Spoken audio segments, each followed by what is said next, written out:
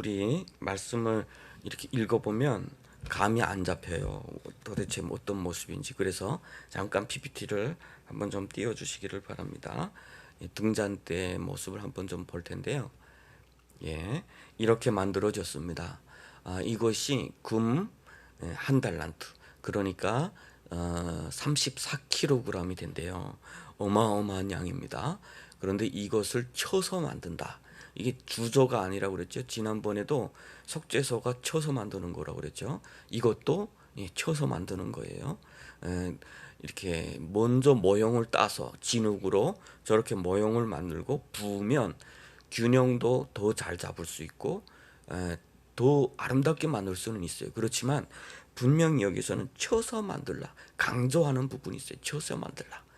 그런 부분에 대해서 오늘 말씀을 보도록 하겠습니다. 예, 내려주시고 PPT는 내려주시면 됩니다.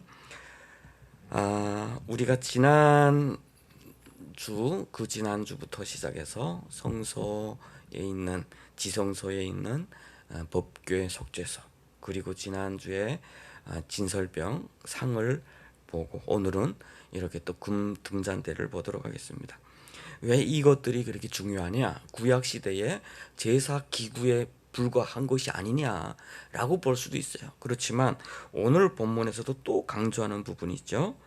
삼가 이 산에서 내게 보인 양식대로, 이것은 하나님께서 모세에게 도면을 주셨다는 거죠. 이 양식을 보여준 거예요. 그래서 히브리서 기사에는 그것이 그림자였고 앞으로 참된 모습이다, 참된 모습이 이제 있을 것이다. 그래서 이제 계시록에 보면 예루살렘의 모습이 하늘로부터 내려오는, 그래서 산에서 본 것이, 모세가 본 것은 모형이었다라고 하는 거예요.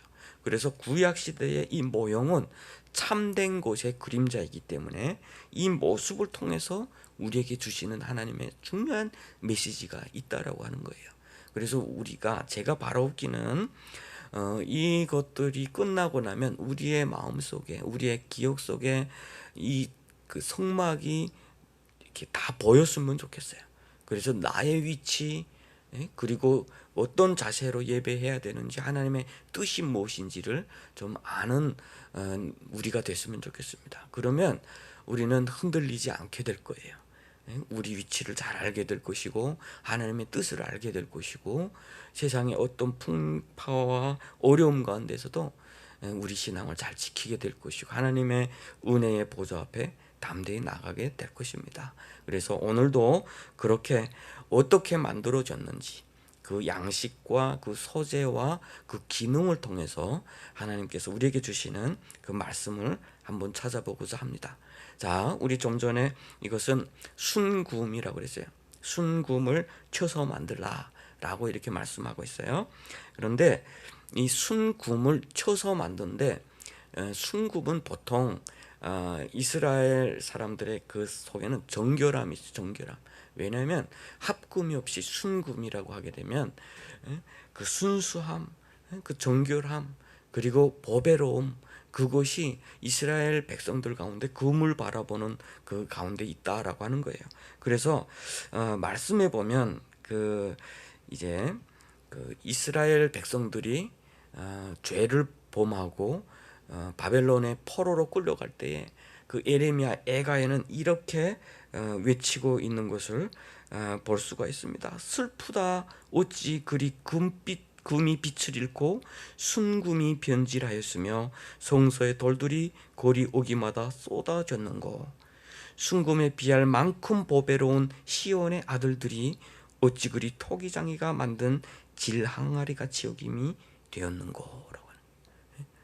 순금은 정결함을 이야기하고 있었어요. 변질되지 않는 것, 변하지 않는 것, 그것을 말하고 있었어요.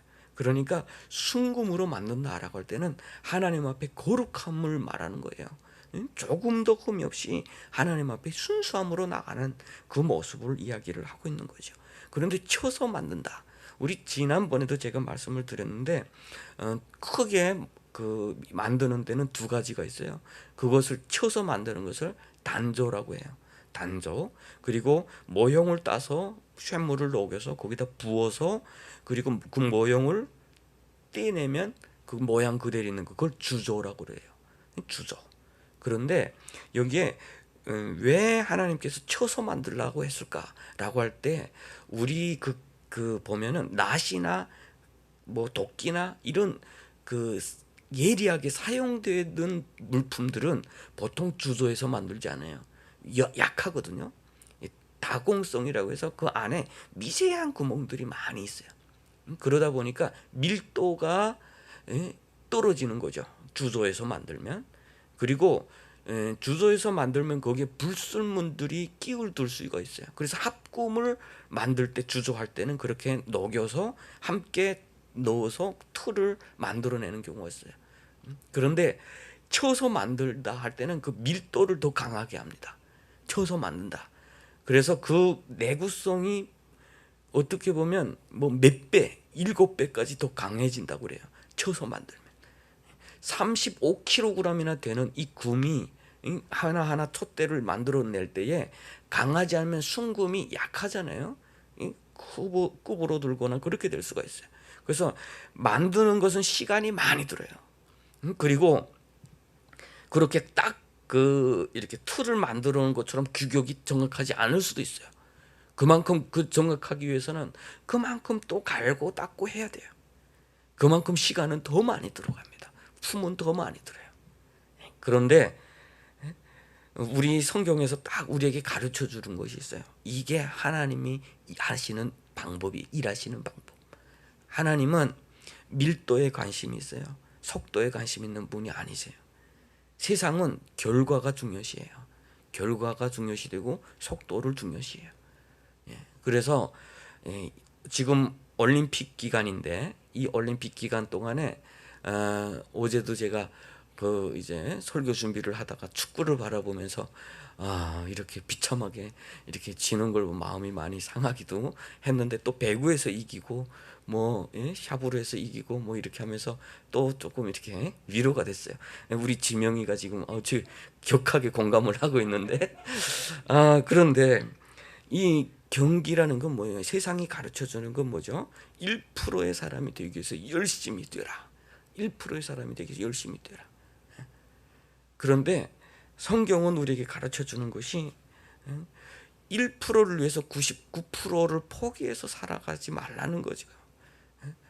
하나님은 그 과정을 중요시 여기는 분이시다라고 하는 거예요. 오늘 금초대를 만드는 그 과정을 한번 생각해 보십시오. 금을 하나하나 쳐서 그 모양을 만들고 닦고 갈고 그 하나하나 우리 좀 전에 이미지에서 봤듯이 꽃과 꽃술과 그 가지와 7등장과 어마어마한 공정이 필요해요. 그것을 다 하나하나 쳐서 만든다면 그 시간이 얼마나 많이 들겠어요. 그런데 이제 우리가 뒤에서 배울 성경에는 어떻게 나오냐면 모세가 지금 하나님 앞에 가서 성막에 대해서 배우고 있을 때 이스라엘 백성들이 모세가 없어진 것을 보고 우리를 데려온 사람은 나타나지 않으니까 우리를 위해서 신을 만들라라고 할 때 그 아론에게 그러면 금을 가져오라 했을 때 그 어떻게 만드냐면요, 불에다 녹여서 쫙 주조를 합니다. 쉽게 만들어 버리는 거죠. 우상은 빨리 만들어내는 거예요. 사람들 마음 가운데 빨리 들어야 되는 거예요. 사람은 그 기다리지 못해서 우상을 만들어내는데 하나님은 그럴지라도 하나 그렇게 만들어 가기를 원하는 분이시다라고 하는 거예요. 제가 지난번에 한번 그런 책을 한번 본 적이 있어요. 대한민국 사회에 너무 직선을 말하는 사회에 곡선을 이야기하시는 어떤 분이 이야기를 했는데 곡선이 이긴다라고 하는 이야기를 했던 것 같아요. 너무 지나치게 우리의 삶이 직선적인 삶, 빠른 삶, 그리고 결과를 추구하는 삶, 그런 삶 속에서 그 과정은 너무나도 오염화되고 오물화된다는 거예요. 그대로 필요 없이 결과만 소중하다라고 하는 거죠. 지금 우리 대한민국에 방탄소년단이라고 해서 전 세계를 휩쓸고 있어요. 그런데 그 방탄소년단이 되기 위해서 더 많은 사람들이 자기의 청춘 없이 그냥 밥 먹고 춤추고 그것이 당연하다고 생각을 하면서 그렇게 보고내고 있어요. 그런데 그런 결과도 그렇게 모두가 다 방탄소년이 되지는 않는다는 거죠. 그래서 그 친구들 이렇게 나와서 인터뷰를 하는 거 보면 자기 청춘은 잊어버렸다는 거예요. 잃어버렸다. 몸 관리하기 위해서 항상 굶어야 되고, 그래서 그것이 이 시대는 옳다 여김을 받는 그런 시대다라는 거예요. 그런데 하나님은 하나님으로 부름받은 우리가 하나님 앞에서 살아가는 모든 순간순간이 하나님 앞에서 기억함을 받는 시간이 되기를 원하는 거예요. 그리 소중한 시간이 되기를 바라는 거예요. 너무 성공지향적으로, 목표지향적으로 지나치게 그렇게 살아가는 것이 아니라 하나님의 소유라고 하는 그 안에서 살아가는 것을 하나님은 원하신다라고 하는 거죠. 그렇게 쳐서 만들 때 결국은 그것을 또 그리스도의 고난을 이야기하시는 그런 분들도 계세요. 이 빛, 오직 그 빛은 하나님으로부터 오는 빛이고 자연으로부터 오는 빛이 아닌 그 빛, 그것을 빛내기 위해서 고난 당하셨던 예수 그리스도를 말씀하시는 경우도 있어요. 그렇지만 오늘 본문에서의 이 등잔 그 자체는 성경 전체를 바라보면 우리들, 하나님의 백성들, 그리고 교회를 이야기하는 경우가 더 많아요. 계시록에 보면 일곱 금촛대 사이에 다니시는 이가 말하시되 라고 할 때 그 금촛대는 무엇에 비교하면 교회를 이야기를 했어요. 세상에 빛을 발해야 되는 그 교회를 이야기를 했던 것이죠. 이 교회가 세워질 때 이 교회는 결코 단순하게 신속하게 사람들의 마음을 시원케 하고 만족해 하는 것이 아니라 하나님께서 보여주신 그 양식에 따라서 만들어줘야 되는, 결국은 세상과는 다른 곡선으로 가는 방향으로 가는 것이 교회다라고 하는 거예요. 그것을 통해서 빛을 비춰주는 것이 교회의 역할이 되었다라고 하는 거예요. 오늘날 우리의 삶이 대한민국에 와서 정말 많은 사람들이 공허하고 외롭고 미래에 대한 불확실성 때문에 두렵고, 그것 때문에 사실 교회에는 처음에 오는 분들이 꽤나 있어요. 그곳에서 조금이라도 좀 해결될 수 있을까? 그런데 와봤더니 내게 들리는 소리는 하나도 없는 것 같아요. 어떻게 하면 성공할 수 있을지, 어떻게 하면 빨리 내 마음이 위로가 될 수 있을지, 위로가 될 만한 어떤 것을 얻을 수 있을지, 이런 것들을 다 찾다 보면 여기는 아닌가 보구나 라고 결국은 세상으로 나가게 되는 거죠. 교회에서 비춰주는 그 빛, 내 인생에 내 발에 등이 되지 못하는 것 같고 내 길에 빛이 될 것 같지 않은 거예요. 그러다 보니까 더 확실하게 우리에게 가르쳐주는 그것을 찾아서 세상으로 나가서 살게 되는 거죠.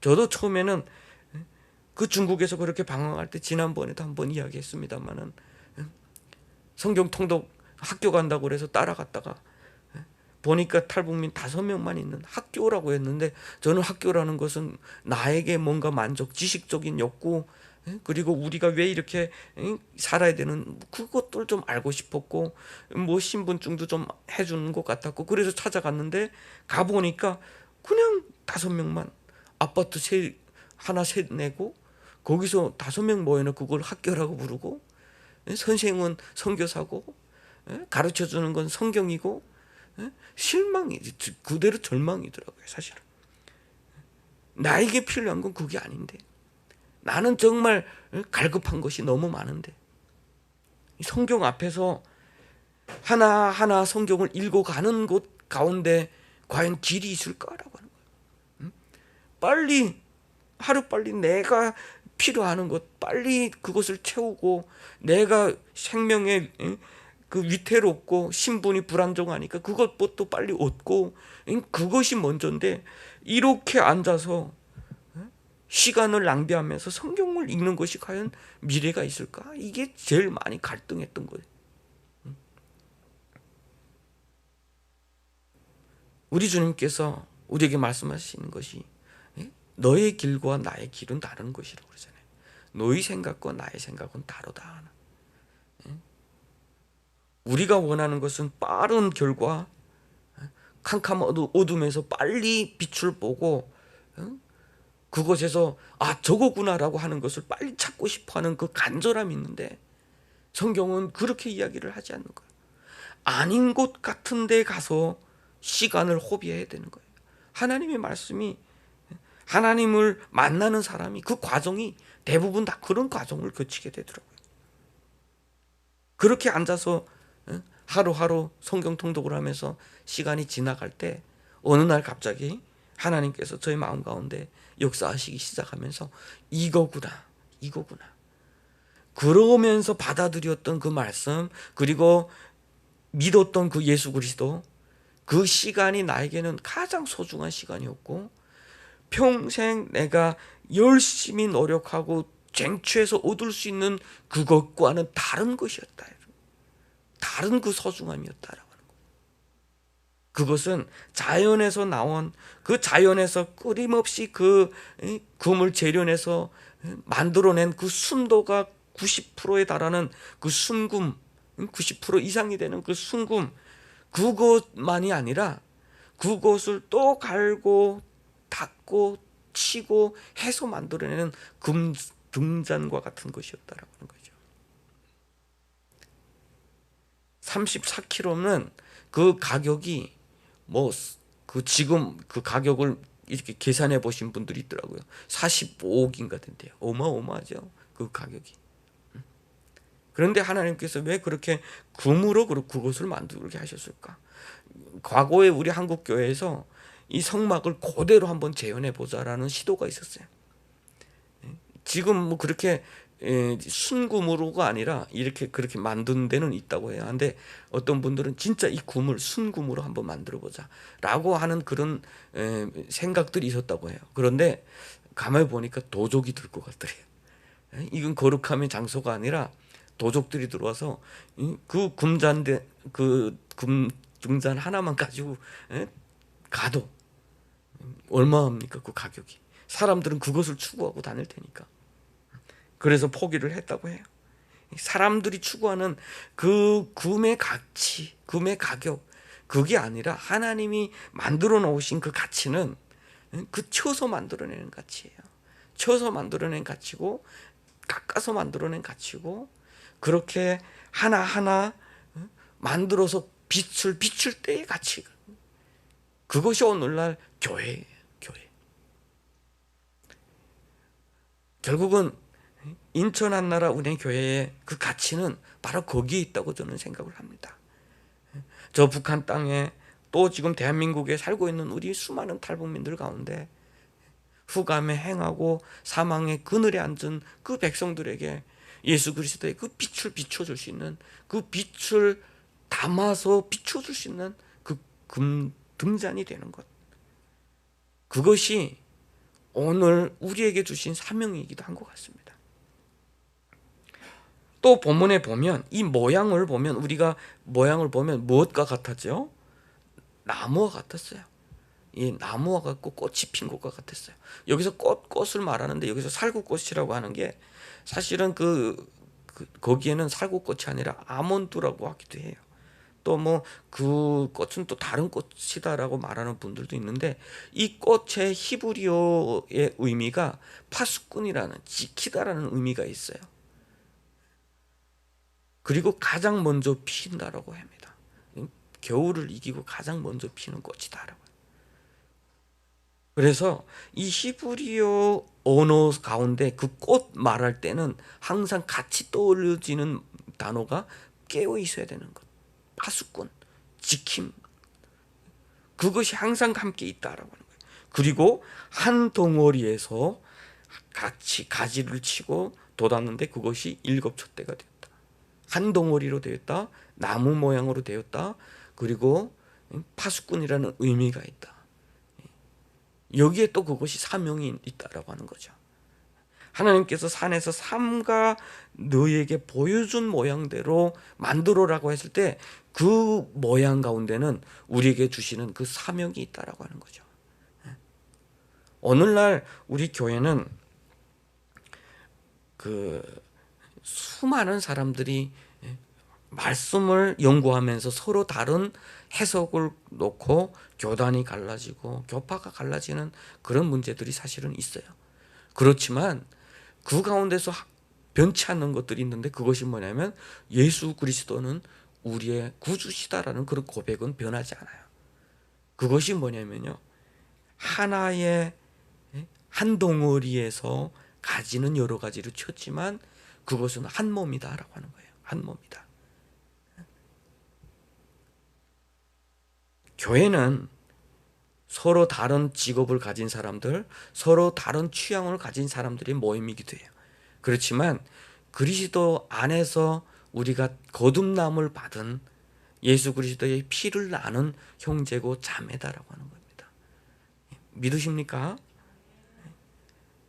나는 좋은 사람들만, 또는 어떤 재간이 있는 사람들만, 어떤 학식이 있는 사람들만 그룹으로 모이는 것이 아니라, 선택함을 받은 하나님의 백성들은 귀천을 막론하고 함께 모일 수 있는 곳, 그것이 교회다. 한 덩어리로 되어 있다라고 하는 거예요. 그곳에서 우리에게 주시는 메시지가 바로 그거예요. 한 몸이다라고 하는 거예요. 한 몸이다. 예수님께서도 그것에 대해서도 끊임없이 우리에게 말씀을 하셨어요. 너희는 세상의 빛이다 라고 하실 때, 그 빛은 너의 착한 행실을 보고 많은 사람들이 하나님 앞에 영광을 돌리게 하라라고. 그 착한 행실 가운데는 무엇이 과연 또 있을까요? 성령의 열매라고 하는 하나됨, 성령 가운데서 하나님께서 이미 하나 된 것을 힘써 지키는 그것이 있다라고 하는 거예요. 그리고 그 나무 모양은 우리가 에덴 동산에서 생명나무 모양이다. 그곳에 참된 생명이 있다라고. 그곳에 참된 생명이 있다. 시편 기자가 그렇게 이야기를 합니다. 진실로 생명이 원천이 주께 있사오니 주의 빛 안에서 우리가 빛을 보리이다. 생명의 원천이 주께 있고 진실로 주의 빛 앞에서 우리가 빛을 봅니다. 생명과 빛을 함께 말하고 있어요. 에덴 동산에서 인간의 죄악으로 인해서 잃어버렸던 그 생명을 우리 하나님께서 우리에게 다시금 허락해 주시기 위해서 저 애굽 땅에서 불러내 주셨고, 지금 시내산에서 우리에게 보여주고 있는 거예요. 너희가 이렇게 성소에서 나와서 하나님 앞에 예배하는 자가 될 때 금 등잔 앞에서 자신의 삶을 비추고 하나님을 섬기는 자들이 그 결과물이라고 했던 그 진설병을 비추고 하나님 앞에 드리는 그 기도도, 모든 우리 신앙생활을 하는 모든 것을 비춰주는 그 역할을 하는 것이 금 등잔이었다라고 하는 거예요.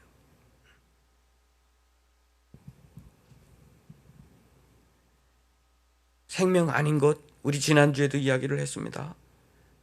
지나치게 소유 중심적으로 살다 보니까 사람들이 갈등하고, 사람들이 더욱더 길을 잃고, 가지면 가질수록 더욱 갈급하고, 결국은 가장 소중한 것을 잃어버리게 된다는. 우리 하나님은 그 성소에서 빛을 비춤으로 인해서 그것을 보게 하시는 역할을 하시는 거예요. 참된 생명이 주께 있다. 그래서 그 주의 빛 안에서 내가 빛을 보겠습니다.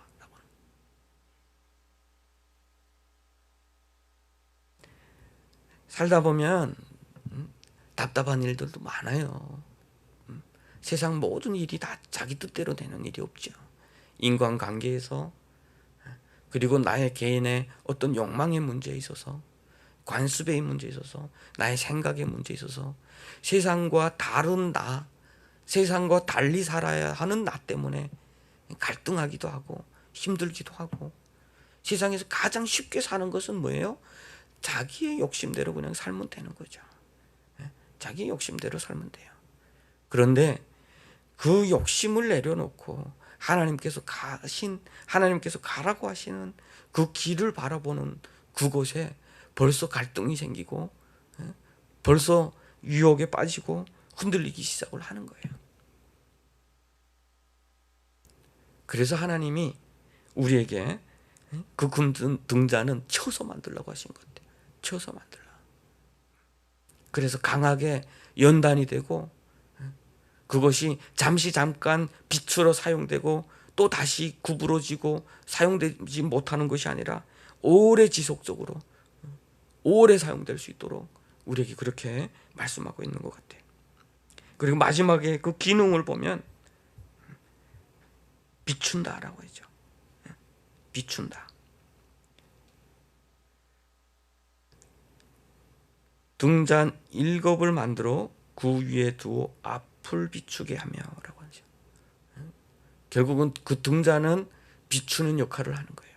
우리 예수님께서 등잔을 말 아래 두지 않는다. 말 아래 두지 않는다. 등경 위에 둔다. 등잔의 기능은 곧 비추는 역할이다. 등잔은 만들어졌는데 그 기능을 하지 못하면 그것은 아무런 의미가 없는 거죠. 우리의 삶이 하나님 앞에 영광을 드러내지 못한다면 우리의 삶이 오직 하나님을 향하여 살아가지 못한다면 그냥 세상 속에서 방황하고 세상의 것을 추구하는 사람이 된다면 우리는 결코 자기 역할을 한다고 말할 수 없어요. 그래서 성령이 7교회에 하시는 말씀이다 라고 해서 계시록에서 말씀을 하고 있는 거예요. 너희는 부유한 것 같으나 가난한 자다. 너희는 차든지 덥든지 하라. 우리의 신앙이, 우리 교회가, 사명을 받은 우리가 이 세상 속에서 그런 갈등 속에서 살아갈 때에 하나님은 우리에게 또다시 말씀하시는 거예요. 너희의 사명을 다하라고. 너의 기능을 다하라. 너희의 하나님께서 만드신 그 목적에 맞게 살아라는 거예요. 여러분, 이 등잔을 어디다 쓰시겠습니까? 이 등잔은 만약에 빛이 비춰지지 않는 등잔이라면, 만약에 성소 바깥에 있는 등잔이라면 우리는 그것을 뜯어야 되고 팔아야 돼요. 그것은 다른 것으로 바꿔야 돼요. 그 등잔으로서는 아무런 의미가 없어요. 그러나 그 등잔이 그 성소에서 자연의 빛이 막힌 그곳에서 오직 그 빛의 원천이 되고 있다면, 우리의 삶을 비춰주는 그 빛이 된다면, 하나님께서 우리를 살피시는, 우리의 마음을 살피시는 그 빛이 된다면 그것은 자기 역할을 하는 것인 거예요. 사랑하는 인천 한나라 은혜교회 우리 성도 여러분, 오늘도 우리 주님은 우리에게 말씀하고 계십니다. 너희는 세상의 빛이다. 세상의 빛이다.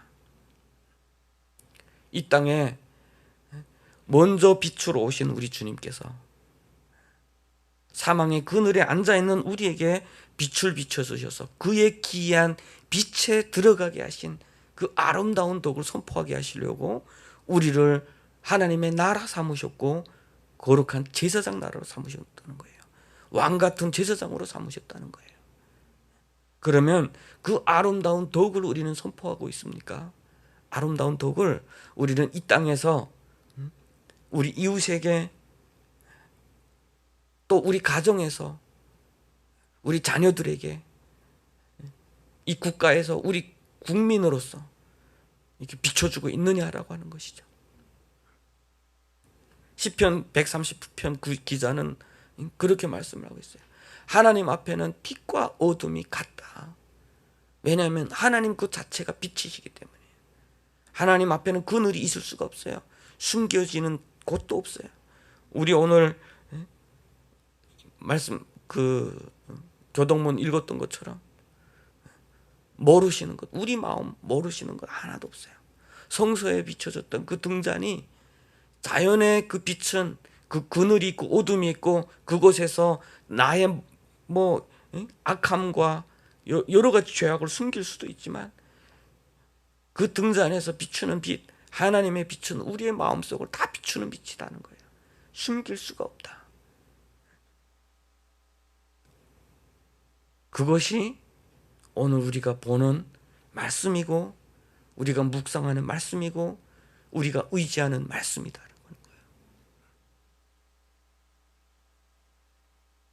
진정으로 우리가 이 시대에서 저 북한 땅을 향해서 길은 이것이다라고 말할 수 있는 저 여러분 되시기를 바랍니다.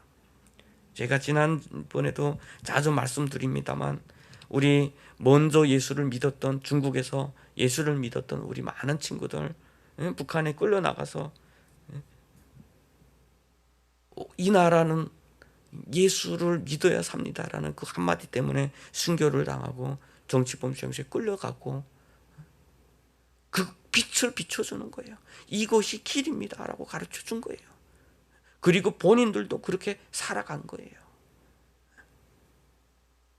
그렇지만 그들을 죽인 사람들이 그들을 죽이는 것으로는 다 끝이 난다고 생각을 해요. 기독교인들을 박해하고 어떤 나라도 마찬가지예요. 기독교 박해하는 어떤 나라도 역사 속에 보면 이 사람들을 죽이면 끝이 나. 그런데 그 죽였던 그것이 오히려 하나님께서 역사하심 가운데 교회가 가장 부흥하는 그런 나라가 변화됐던 것이 그런 사례가 너무 많아요. 오늘날 전 세계적으로 많은 기독교가 퍼져 있을 때 어느 한 나라가 기독교를 어서 오십시오 환영했던 나라는 없어요. 다 거의 다 박해를 했어요. 저 북한도 처음에 대동강에서 토마스 선교사가 피를 뿌림으로 인해서 그로부터 몇십 년 후부터 저 땅에는 선교사들이 들어가고 교회가 세워지고 그것이 어디서 시작됐냐? 바로 언더우드 선교사라고 하는 그런 집의 사랑방에서 10명 몇 명이 모여서 성경을 공부를 하면서 우리 대한민국에 빛이 비추기 시작했다라고 하는 거예요. 그렇게 우상만 섬기던, 그렇게 가난하던, 그렇게 남녀 차별이 심각하던, 그렇게 사랑이 없던, 그렇게 대국의 사이에 끼어서 미래가 없이 보였던, 자기 나라에 다른 나라가 들어와서 전쟁을 하고 있어요. 중국과 일본이 전쟁을 하고 일본과 러시아가 전쟁을 하고 우리는 아무것도 할 수가 없어. 왕이 일본의 그 망나니들이 칼 가지고 들어서 왕후가 처참하게 살해를 당했어요. 왕은 남의 나라 대사관에 들어가서 몸을 피워야 했어요. 이렇게 비참했던 나라였어요. 그런데 선교사들의 그 작은 집에서 열 몇 명이 모여서 이 시대와 다른 하나님의 말씀을 볼 때에 하나님께서 이 나라에 빛을 비추셨어요. 세상에서 기독교가 가장 빠르게 급속도로 교회가 자립한 나라는 우리 대한민국이라고 합니다. 선교사들이 볼 때 그 선교사들도 깜짝 놀랐대요. 학교를 세우고 우리 지금 얼마나 많은 대학들이 있어요. 지금 처음에 다 연세대를 비롯해서 그리고 저 병원 학교 많이 세워갈 때 다 미국에서 보낸 돈이 아니에요. 5분의 1밖에 안 돼요. 선교사들 대부분은 우리 가난했던 우리 선배 신앙인들이 자기 주머니 털어서 하나님 앞에 들여서 세워간 거예요. 교회를 세우고 그렇게 연약했던 나라가 오늘처럼 이렇게 모든 세계가 놀랄 그런 나라가 된 이유 중에 하나가 바로 그거예요. 선교사들이 우리나라를 바라볼 때 처음에 바라볼 때 그런 마음이 있었대요. 중국과 일본보다 이 사람들이 예수를 더 받아들이는 이유 중에 하나가 중국과 일본은 그나마 자기 나라의 그 자신감, 자존심, 그래서 외국을 좀 이렇게 우습게 보는 그런 것이 있었대요. 그런데 너무 시달리던 우리 대한민국 민족성은 다른 사람은 오히려 더 존경을 사대주의에 빠져 있었던 그렇게 연약하던. 그런데 그렇게 고난 많던 이 백성 가운데 순교자의 피가 흐르고 복음의 빛이 비치면서 결국은 교회가 세워지면서 소망이 있는 땅으로 미국 다음으로 선교사를 많이 파송하는 나라로 선교사를 파송한다는 건 무슨 뜻입니까? 빛을 발하고 있다는 거예요. 흑암에 앉은 백성들에게 빛을 비춰주고 가난한 자들에게 가서 학교를 지어주고 그런 역할을 하는 나라가 되었어요. 이건 놀라운 일이 아닙니까? 이건 놀라운 일이 아니에요. 이것이 단순히 우리나라가 그런 좋아서 운이 좋아서가 절대로 그렇지 않아요. 이것은 다 하나님의 은혜였습니다. 하나님의 은혜였어요. 복음이 이 땅에 들어와서 빛을 발하기 시작하면서 그것을 받아들이고 그것에 순종했던 우리의 선대들 때문에 비록 그 가운데 신사참배라는 아픔도 많이 겪었지만 그래도 자기 교회에서 일본 사람들이 우리의 언어를 뺏어갈 때 성경만큼은 우리말로 성경을 읽었고 우리말로 기도를 했고 그렇게 하면서 자기 언어를 지켜낸 것도 우리 교회들이었어요. 오늘도 우리는 빛이 되어야 됩니다. 저 북한을 향해서 내 동족들을 향해서 오늘도 우리는 빛이 비춰야 돼요.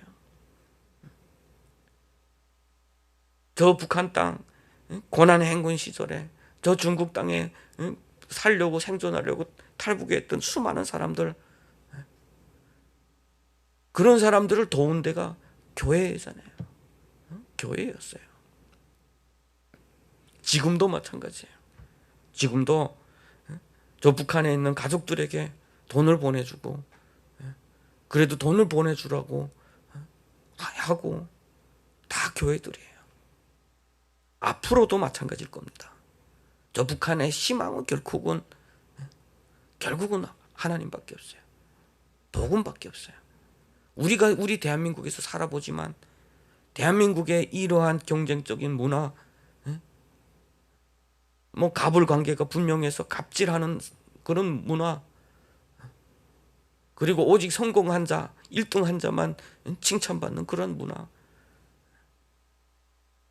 누구나 땅 하나라도 더 사고 집 하나라도 더 세워서 그런 문화, 그런 것을 북한에 가지고 가시겠습니까?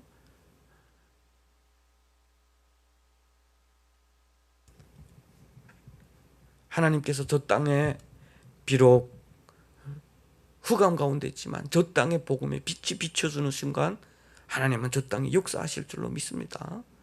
그럴 때에 우리는 하나님께서 우리를 부르신 목적, 우리를 저 땅 가운데서 부르셔서 중국과 제3국과 여러 가지 우리 대한민국에서 마음이 상하고 고난당하고 이렇게 망치로 맞는 것 같은 하나하나 쳐서 만들어가는 이 모든 과정들이, 우리가 겪었던 수많은 순환의 시간들이 결국은 하나님께서 금승잔을 만드는 시간이었다라고 하는 것을 고백하는 저 여러분 되시기를 바랍니다. 그렇게 만들어가고 있어요. 지금은 아파요. 지금 미래가 보이지 않아요. 지금은 상처투성이에요. 그렇지만 다 만들어진 후에는 아팠던 그 상처 자리에 아몬드 꽃이 피어 있을 것이고 그 줄기 가운데 또 다른 촛대가 세워질 것이고 그렇게 아름다운 빛을 뿌리는 등잔으로 하나님께서 우리를 부르신 목적에 맞게 하나님께서 세우신 그 자리에서 빛을 발하고 있을 줄로 믿습니다. 그 빛은 예수 그리스도께서 비춰주실 것이에요. 성경에 참빛 꽃의 상이 와서 각 사람에게 비추는 빛이 있었나니라고 해요. 그런데 사람들은 어둠이기 때문에 그 빛을 싫어하는 거예요. 빛과 어둠은 섞일 수가 없기 때문에. 그러나 결국은 빛은 어둠을 이기게 됩니다. 복음은 결국은 저 포악스러운 저 땅에 복음의 빛을 비추게 될 겁니다. 저 땅에 수많은 사람들, 우상의 노예로 있는 사람들, 그 사람들은 결국은 주님 앞으로 다 돌아오게 될 줄로 믿습니다. 그것을 바라보면서 이 땅에 왔던 선교사들처럼 오늘도 그런 마음을 가지고 저 땅을 바라보며 기도하는 저 여러분 되시기를 바랍니다.